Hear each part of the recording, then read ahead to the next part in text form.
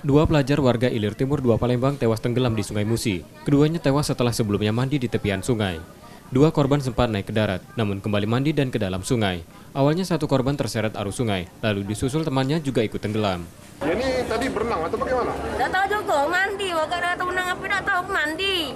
Tapi memang sering main di sini? Iya, emang nggak mandi sini, nggak dilarang. Jangan mandi, wajib basah.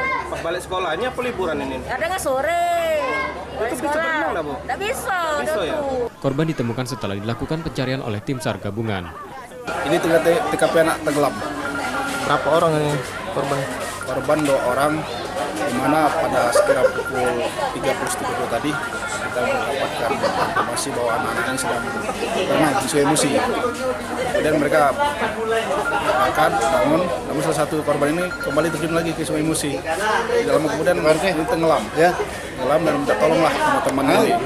Namun temannya tidak sanggup untuk membantu, sehingga dua-duanya tenggelam. Satu orang sudah ditemukan, dan satu lagi masih ada. Korban ditemukan setelah dilakukan pencarian oleh tim SAR gabungan. Kedua korban kini sudah dimakamkan keluarganya. Yudi Keswanto, Kompas TV, Palembang.